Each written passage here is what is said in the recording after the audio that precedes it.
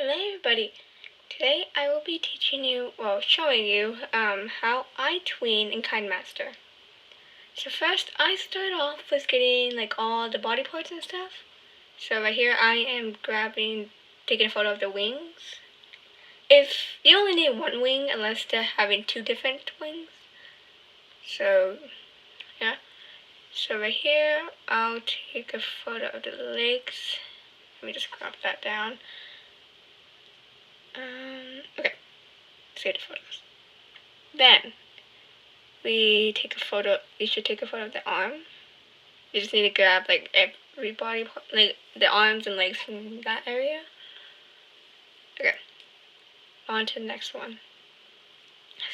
If they have a back hair, screenshot that. That would be useful later. Of course, because it's part of them, part of the character. Okay, so save the photos. Then you just hide all the rest of the body parts, and if they have anything like on the back, take them off and take a screenshot. Now here I deleted this screenshot because I realized that I would put on the sword for a different layer than that. So unless you have like a skirt on or something, then I would recommend doing this because it would just make things a whole lot easier for you because of legs and all that. Okay. Now they're wearing a coat. Screenshot the full body with the coat on. Don't like put half the coat because that'll just get you messed up. Trust me, I've tried it. And okay, so now you just take off that, zoom in, and take the screenshot of the normal body. Crop it down. Make sure to do that because you don't want a full thing. Okay, so now you just put everything that you just took off back on. The belt, their back, things, the wings if they had any. Okay, now just remove everything and put back on the head. If they have a ponytail or back hair, make sure to take that off. Oh, okay. No. Then again, move. Okay. And turn it onto a green screen. And here, this is only if you want to do like some kind of animation with the head.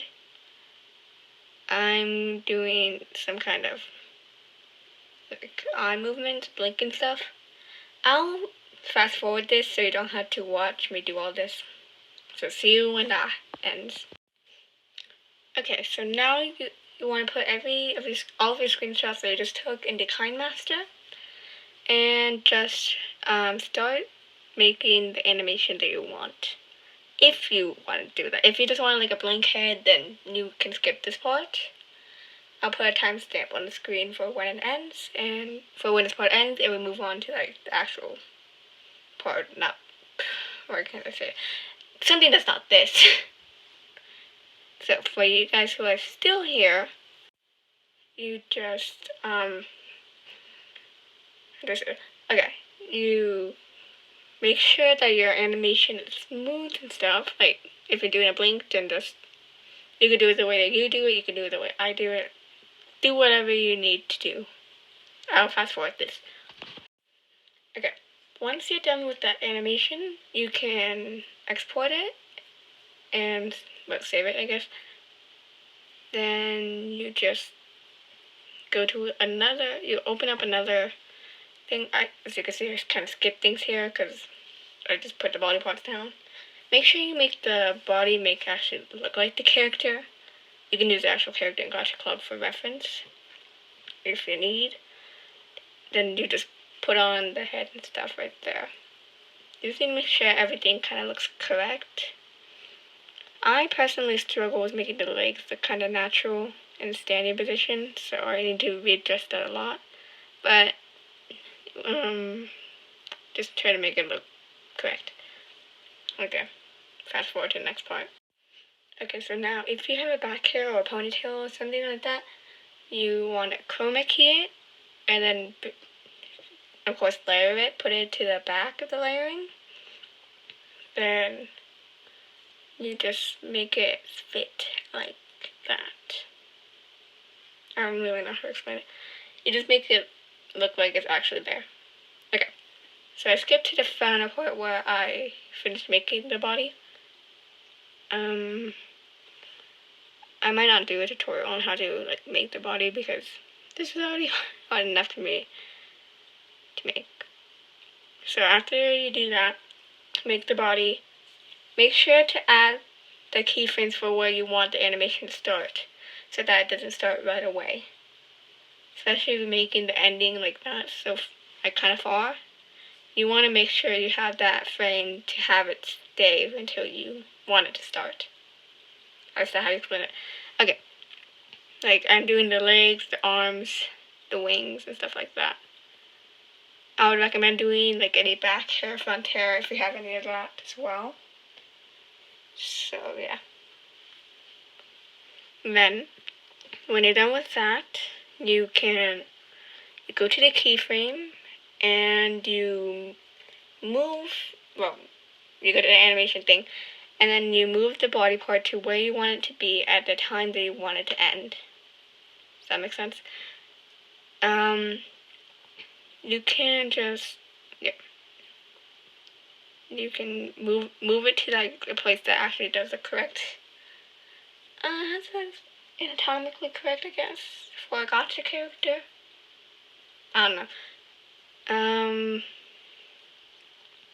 Okay, so if it disconnects at any time, like the arm and the leg disconnects from the actual body part at any time, or the actual body from any time, make sure to stay in the animation and fix it, because that, otherwise it would kind of look weird. Like, see what I'm doing here? I'm kind of putting it in place and making sure that it doesn't move off of the arm. Repeat this process with all the other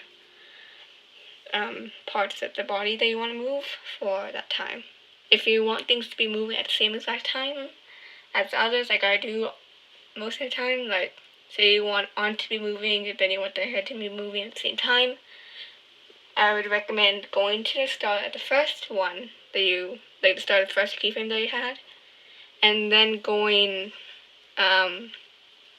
up and finding the layered or the photo that you use for like the head or something, and then you put the keyframe there, and then move to the end, and then make it to where you want it to go. I'll fast forward this part so I don't really bore you, and I don't have to talk for 15 minutes straight. Okay, so I'm getting to a point where where you're animating the head. So when you animate the head, put the frame rate, of course, where you want it to move. Move the head to the spot that you want it to be. Like, I'm just tilting hers down. Now, this spot is important because if you have back hair and stuff, like a ponytail. So for her ponytail, I forgot to do the keyframing thing that I did, making sure it's the exact same spot as the head. And then I go and move that a bit further than it should look, because I'm trying to make it look like it's actually moving. See, like what I did there? So, I moved it a bit further than it's supposed to go, and then I added another keyframe not too far from then to give the effect that it's actually kind of like moving or swaying. Then you just save it, and then if you want to, you can repeat the process if you have multiple characters.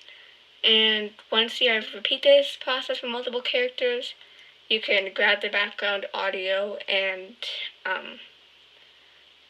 the background audio characters and green screen, blue screen, magenta screen them onto the background that you have. So, yeah. And I'll be showing you the finished product right now.